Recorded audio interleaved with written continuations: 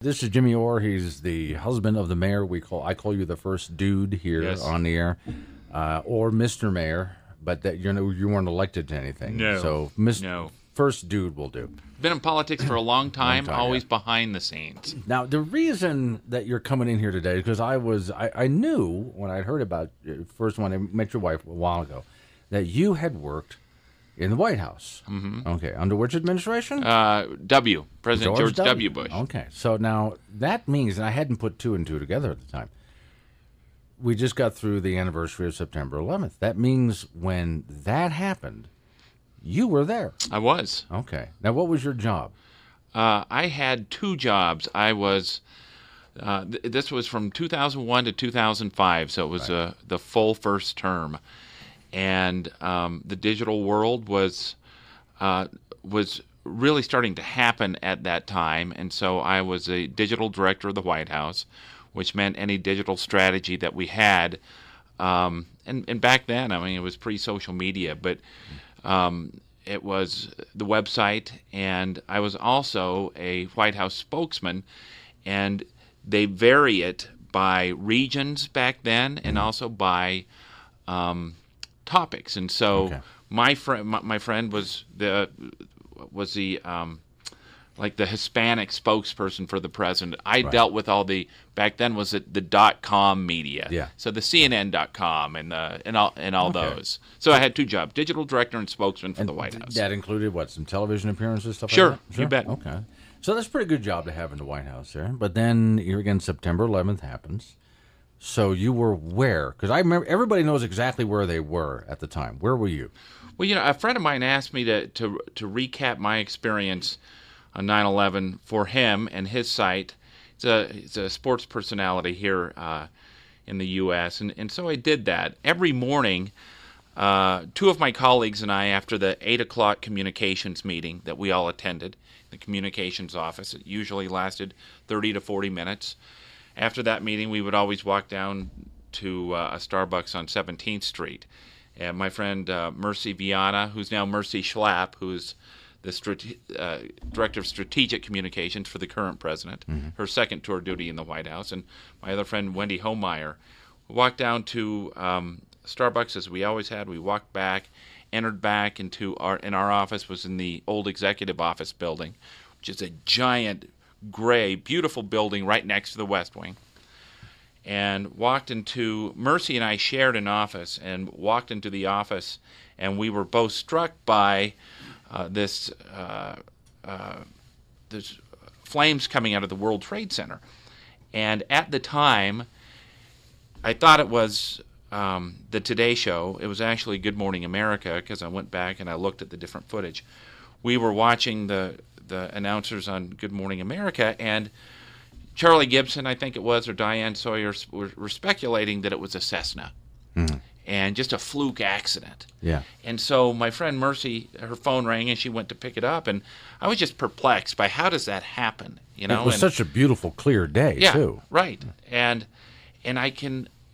so as I'm watching it, I'm perplexed. I'm standing right next to the television, and I see the sight of the second plane coming in, just astonished at what I'm seeing. And everything slowed down. I can remember watching that plane and just thinking, oh my God. I mean, absolute stunned. And so I saw the explosion, heard the reaction of the TV announcers, and I walked into my boss's office right next door. His name is Tucker Eskew, and a guy from South Carolina. And I told Tucker, I said, I saw a second plane hit the World Trade Center, and he was on the phone. I interrupted him. He cupped the phone and said, "You saw a replay." And I said, I saw a second plane. And he said, "You saw a replay," and waved me off. Yeah. So I walked back to my office thinking, I know what I saw. And, Yeah. A minute later, he comes into my office and apologizes and said, get the team together. We have an emergency meeting. Yeah. And so we grabbed, and we were in the Office of Media Affairs, and about 7 White House spokesmen Right. in our group. And so we started talking about what this means and the implications and the whole thing. And I realized that I didn't have my pager. Okay. Remember, 2001. Pagers. Yeah. No smartphones. And so I walked to my office, and my phone is ringing. My friend Rob Jennings, and Rob and I grew up together here in Cheyenne, and we were both out in D.C. for a long time together. He was a fundraiser, and I picked up the phone, and it was Rob. And as he does when he says anything, the first word out of his mouth is always "dude." Yeah. And so it was, "Dude, a plane just hit the Pentagon." And I said, Wow. "Are you sure?" And he said, "I saw it, and I'm looking at the Pentagon on fire right now." His house was in So he's standing there. He's not seeing this on TV like the rest of us. He's standing there. Right. He had this house in Arlington that overlooked the Pentagon, so he could see it. So I rush back to our meeting, and I tell Tucker, my boss, and the other White House spokesman, I said, "Plane just hit the Pentagon."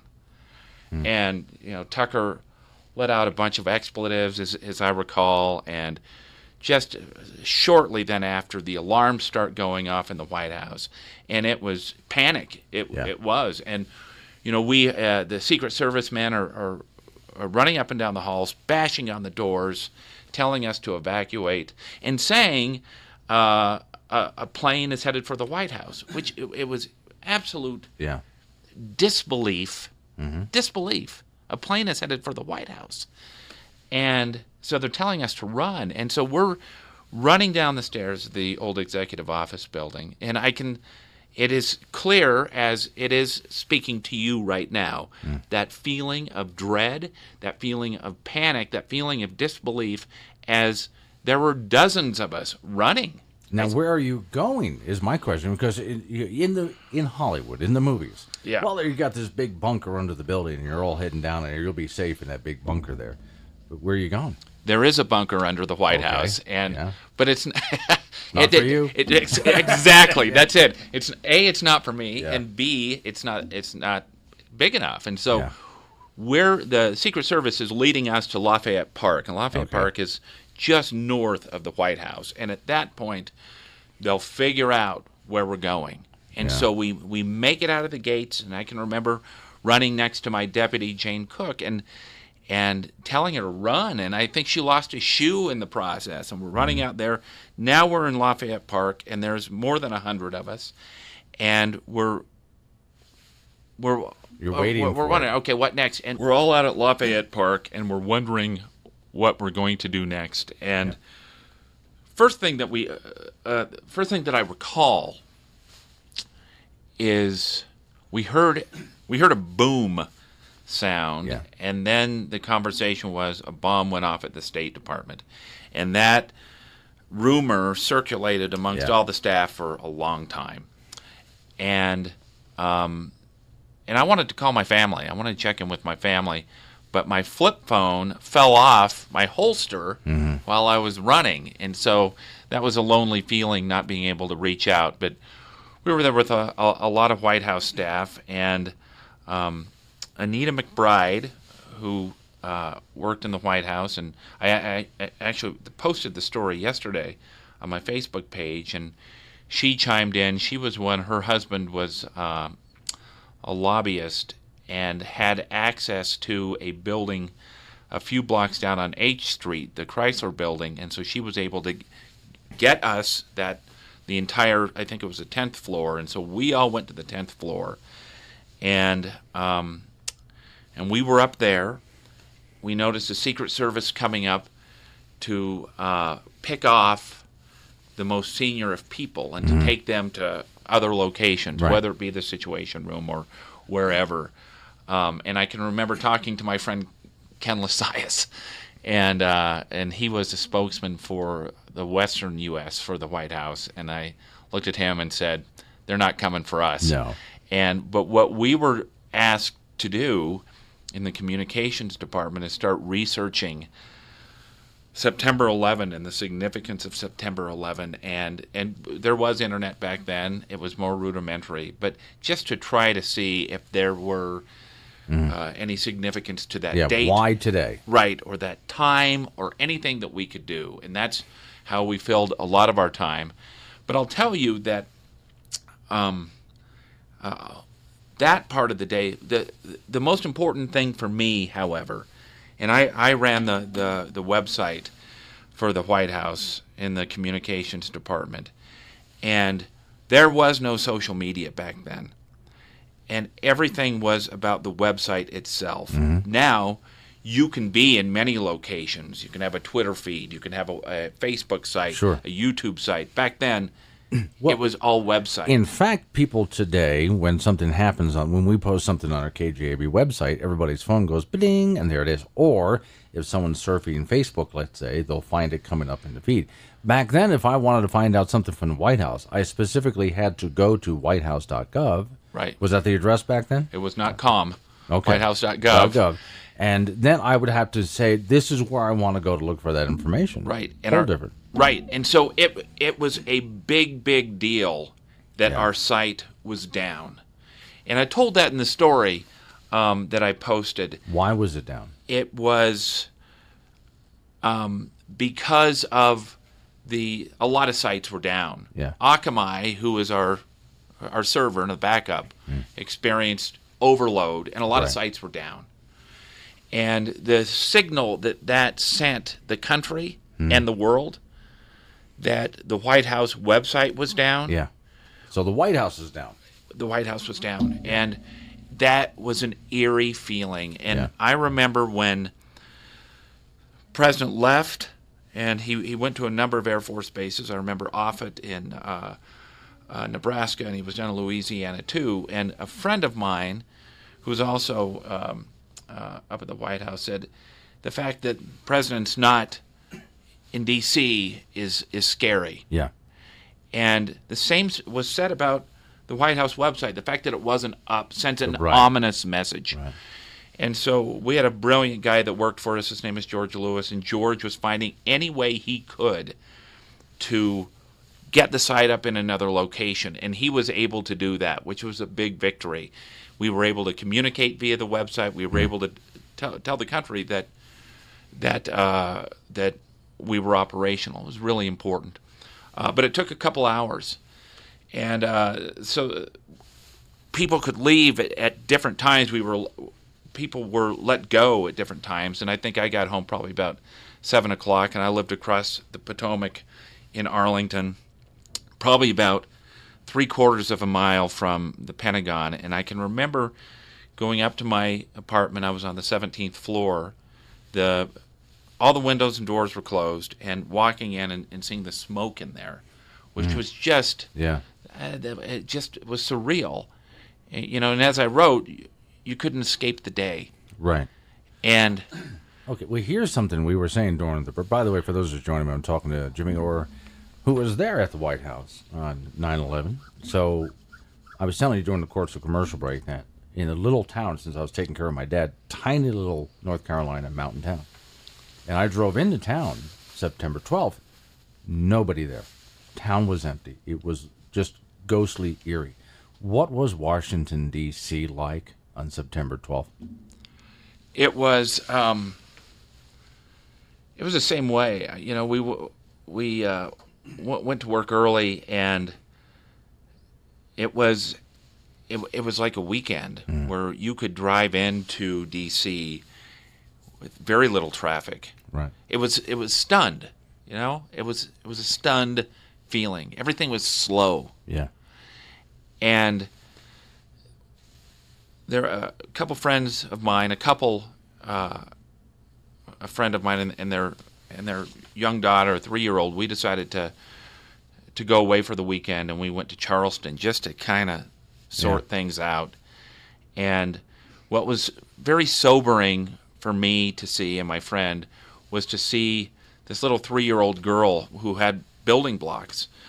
And we watched her as she built towers with these blocks. And she had a toy plane, and Wow. It was, as I wrote, it's what she saw. It was hard not to cry when you saw that. And I think the toughest part for me, the whole thing's just a crystal clear memory, but The toughest part was 2 weeks later when the family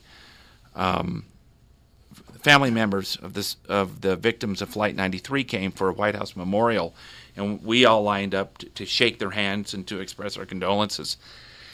And this little boy, God, I maybe 3, maybe 4, in his little suit, and he came up to me to get a hug, and it's hard to tell. I mean, his dad was on that plane, and you just felt, not worthy. I didn't feel worthy to be a part of that. It was, the whole thing was just, it was sad, and I'm glad it's sad, and I'm glad that it's such a strong memory, because it has to be for all of us. And I will tell you, Glenn, the other thing is, for a very short period of time, the country was unified. Yeah. We were together. Sure. And it didn't last as long as we hoped it would, but it was an amazing period of time where bipartisanship existed. Sure. We were all Americans at the time. Here's 2 closing questions for you. How long did it take the White House to seem normal again? Also, how long did it take you to feel normal again? I think for the White House, once we opened up the office, once we opened the White House up for tours again, right, it sent a message that that we don't have to be afraid. How long did that take? It took a year. Okay. We were on lockdown for a year. Yeah. And but that sent a message. Everything had to be refortified and rebuilt up. One entire section of the old executive office building was closed down. I think that at that point, that was one sign. As for me, you had this feeling that you were fortunate. Yeah. In that you experienced it and you were a part of it. You didn't feel what the families felt. And it was, so it was different. There was that feeling of we all experienced it together. You did, I did, but it was not like the families. It's different for everybody. Thanks for coming in and telling the story. Incredible. Thank you very story. much. Jimmy Orr coming in the studio to tell us about being in the White House on September 11th. I appreciate you taking the time out.